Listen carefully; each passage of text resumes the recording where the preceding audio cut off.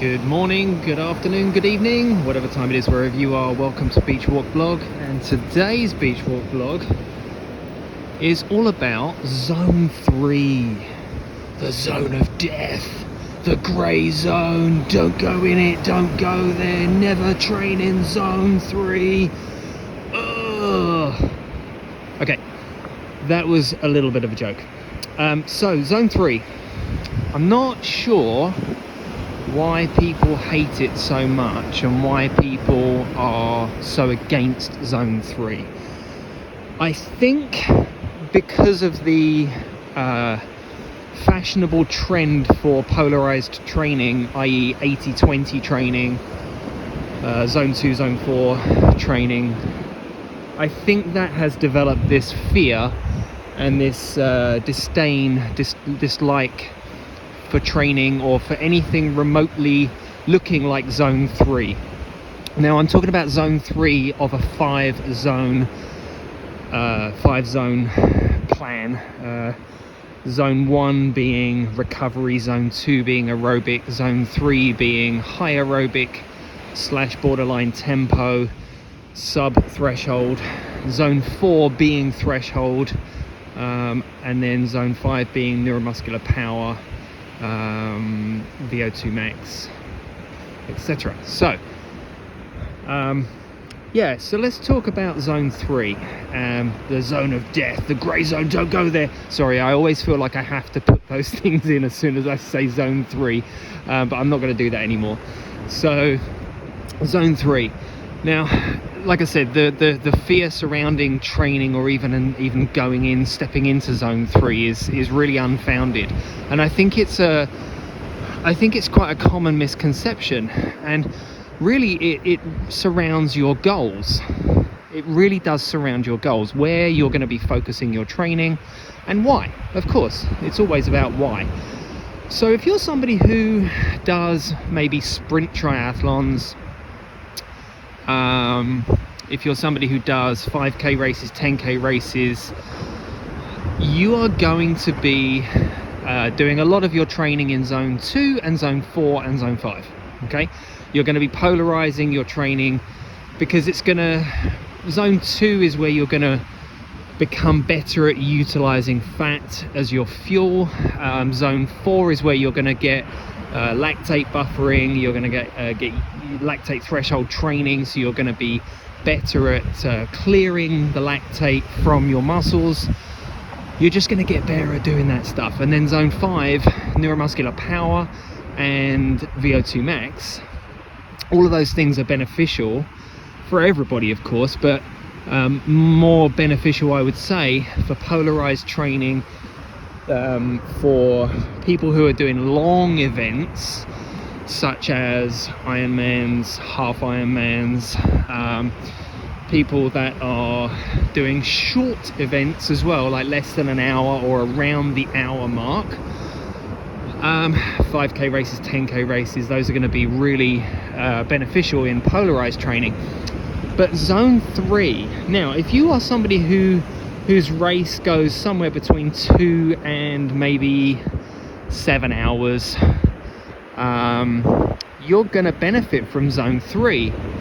However, that's not where you want to put most of your time if you are a new trainee, if you are a new athlete. All right, because Zone 3 is kind of pushing your body relatively hard, not super hard, not like Zone 4, Zone 5, but it is pushing it relatively hard, and it does kind of push you over the edge of being able to do something every day. And you know, for new athletes, I'm not advocating for training every day, but I'm saying that you could if you did a polarized type training plan, so Zone 2, Zone 4, Zone 5, where maybe 85% of your time is spent below threshold in Zone 2. We miss out Zone 3, and then maybe 10% of your training time is Zone 4, and then 5% is Zone 5, something like that. Or to put it another way, 80% below threshold, 20% above threshold. at or above threshold. So that's kind of talking about those polarized ways of training. If you're somebody who's new to training, new to being an athlete of whatever type it is, an endurance athlete, that's probably going to be a really great place for you to be and to focus, say, the first 6, maybe 9, maybe 12 months of your training. And it's, like I said, it's a place that's going to give you a lot of gain, because it's going to be using or utilizing the lower end of the aerobic zone, which means that you can recover really quickly, really easily, and then also stimulating the lactate threshold system, or the lactate system, the lactate buffering system, shunting system, which we can go into another time, and also some neuromuscular power up there in zone 5. However, if you have kind of gone beyond that 6, 9, 12 month phase of training, and you're now deciding, yeah, I'm gonna be running half marathons and marathons, zone 3 is probably where you want to spend some of your time. Not all of it, but some of it. And the reason why I say for new trainees not to use zone 3 is because it does kind of force you into this recovery needing state. You do need to recover from zone 3, whereas really with zone 2 you don't need to recover. You don't need much time to recover. It's very low intensity. There is obviously aerobic stimulation there, unlike zone 1, but zone 3 does require some recovery time, downish time. And I think new athletes, new trainees, they're very resistant to this idea that I must take recovery time. Even some experienced athletes are very resistant to that as well. But I think the more experienced you become, the more you understand about the need and the training zones and what the benefits are, etc., etc. So where am I going with this? I hope you're still kind of with me so far. Okay, so let's talk about zone 3, why you would do it. Now, zone 3, you're going to be able to be there for quite a long time. So for somebody who is marathon training, and you're a slightly more experienced athlete, so let's say maybe 6 months, 9 months, 12 months, you're kind of pushing that point of your training time, your athlete status time, you are going to want to start training in zone 3. And like I said, you don't want to do it all the time. It's not every run you do, every training session you do, but you might want to take let's say a 3-week rotation where you do 1 week you do polarized zone 2, zone 4, 1 week you do polarized zone 2, zone 5, and the next week you do mainly zone 3, and then the next week becomes a recovery week, so you do more zone 1 and zone 2.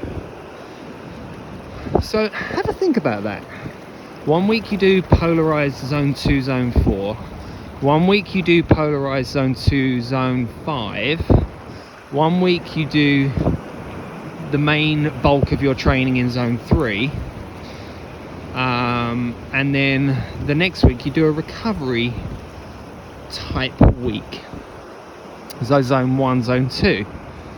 And that's just a really kind of like off the cuff way of arranging things so that you get different stimulation through different weeks, and it allows for that recovery and adaptation time that's going to kind of serve your body well in allowing you to have time in these zones and get the benefits from these zones, and also recover as well.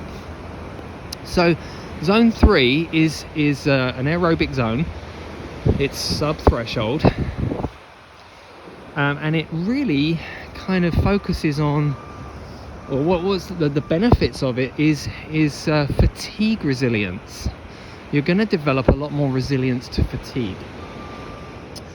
Now, if you're a more experienced runner, you are more likely to spend more of your racing time. If you're a half marathon runner, marathon runner, you're going to spend more of your racing time in zone 3.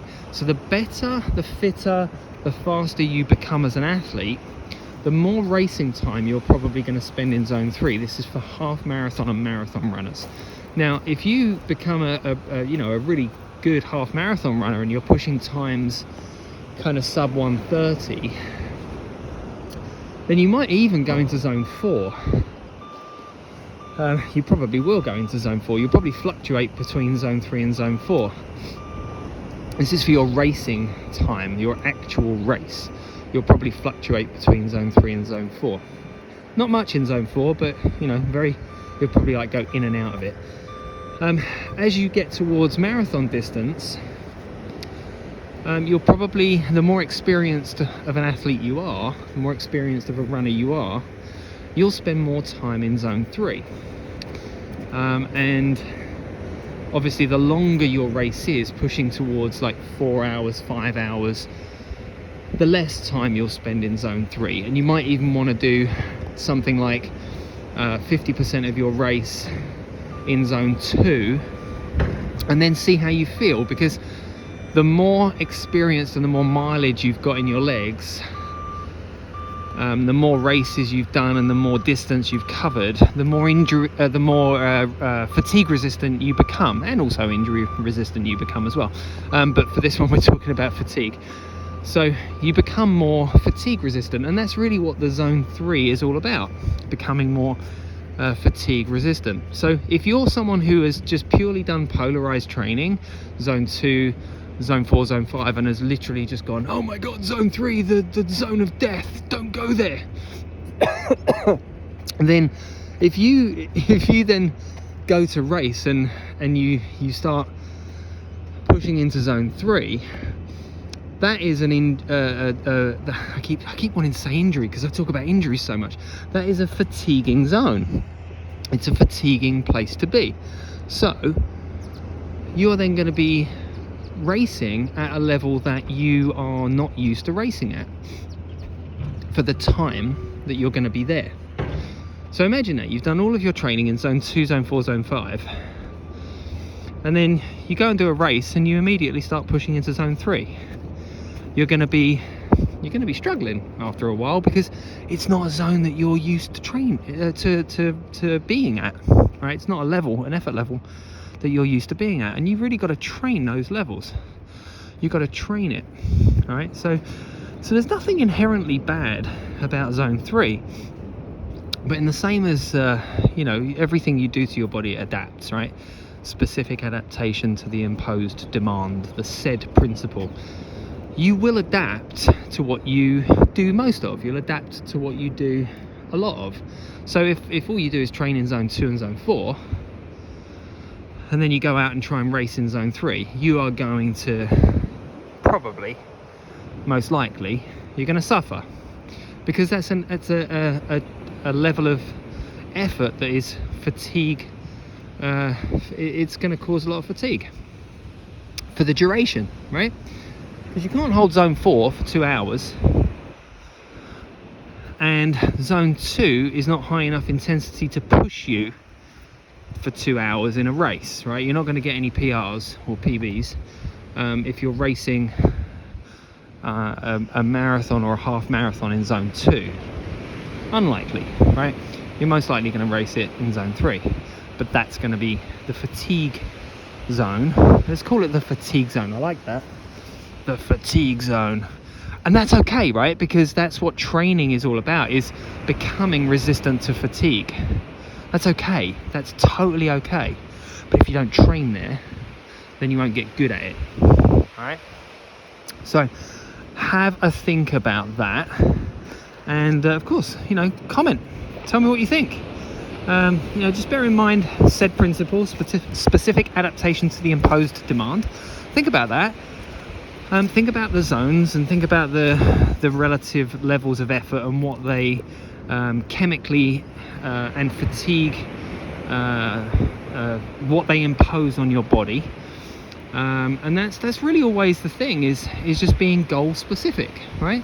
Don't be ungoal specific or goal unspecific. That doesn't make sense, because you can be goal specific. So be goal specific, right? That's the whole point. That's the first thing that, as a coach, that we've got to look at is, what's the goal, right? Got to look at what's the goal, and I've got to look at, where are you now? Those are the two kind of key things. It's not just start you off and just do random stuff. It's what's the goal and where are you now, right? To put it in really kind of simple to understand terms, where do I want to go and where am I now? So I'm in Santa Cruz, California, and I want to go to Los Angeles. All right, so where do I want to go?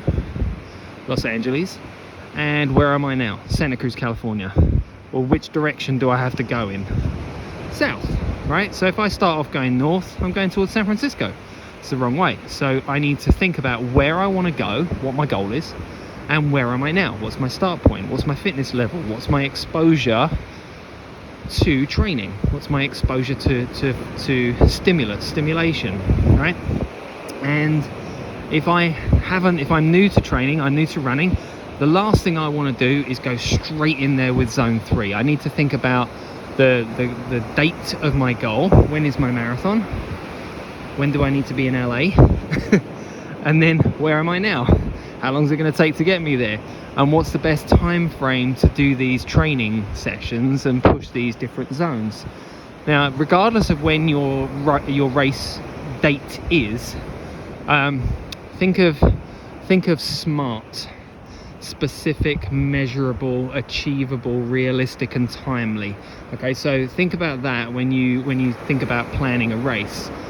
I would say most race plans, most training plans are too short. They are too short. They build up too quickly. They don't pay attention to your biomechanics, your movement patterns, your postures, blah blah blah blah, and they push you too fast. They push you up the mileage too fast. Now what I do with my running plans is I try and push a person, push an athlete, push a runner, push a triathlete up a little bit, then back them off, then up a little bit more, then back them off. And then what I do is I try and get them to hover at a mileage and stay there for 4 to 6 weeks. This is in an ideal world. I get them to stay at a mileage and then just change the stimulus within that mileage that they have. So for example, if you've got a 25 miles a week, there's so many different ways you could change the stimulus, right? You could have 25 miles a week of all running uphill. Yeah, that's gonna hurt, isn't it? You could have 12.5 miles a week of uphill and 12.5 miles a week of downhill. You could have 25 miles a week of flat. You could have 25 miles a week in zone 2. You could have it polarized. You could have it split up into 2, 4, 5, like I said before. You could do a 4-week rotation, like I said before. So there is a million and one ways that you could change the stimulus without changing the mileage. Okay, now for somebody who's new, somebody who's a newer runner, we don't really want to just be pushing them for longer distances, even though they have to run a marathon. I don't think that just continually pushing somebody longer and slower is the best way to go, because what you're doing is you're exposing them to really just more inherent risk of injury. Because I really want a runner to become more efficient, to become a better runner, not just somebody who can last longer. Because like I said, the longer you run, the more exposed you are for fatigue and risk of injury. So I want to get somebody, even though their goal might be to run a marathon, and of course I have to bear their goal in mind, I also have to say to them that, look, part of what I do is to mitigate injury risk. So the last thing I want to do is get to week 12 of your program and go, yay, you ran 16 miles, but boo, now you're injured. I don't want that, and you shouldn't want that either, right? So my goal is to make you a better runner, and that involves, like I said, at the early stages, some zone 4 training, which will get you, and zone 5, which will get you to run faster and more economically, because that zone 4, zone 5 work will work on your economy of running. And that's really, really important, because what we don't want to do is just go longer and slower, because that is really hard on your body. Going longer and slower is really hard on your body, as is going super, super hard as well. Super high intensity is also hard on your body. All right, so we limit the exposure to each one, and then after a while we get more goal specific, and that's where the zone 3 comes in. We have to be specific the closer we get to the race. Like I said, there's mitigating factors there. Time, athlete time, like your athletic career time, your running career time. If I was to start with a runner who was, let's say, a 4-hour marathon runner, they've already run a marathon, right? They've already got that exposure, and I can straight away start doing some polarized. I can start doing some zone 3 work with them, some race pace specific marathon pacing. I can start doing that with them, because they've already got the exposure to the training that I'm going to need them to have. So that's what I was talking about before, about having a new athlete. It would be different from having an experienced athlete. All right, so there we go. There's zone 3. It's all about zone 3. It's not a don't go there, you're going to hurt yourself, it's a crazy place to be, you never want to go there, you know, don't, the zone of death. That's not where we're going, right? It's not a zone of death.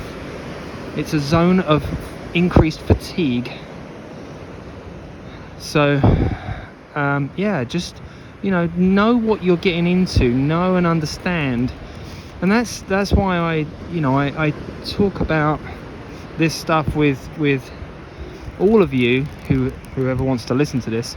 I talk about this stuff because I want you to understand more, and the more you understand, the better it will be for you.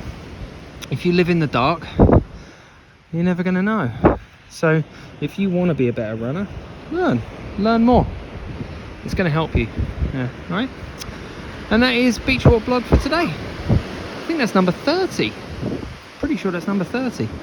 Yeah. Wow. 30 of these things. Good stuff, huh? All right. There we go. Wrapping it up. Zone 3. It's not all bad. Can be good. Depends on your goal. Depends on your fitness level. Depends on what race distance you're going to do. All right. Have a great one. Take care.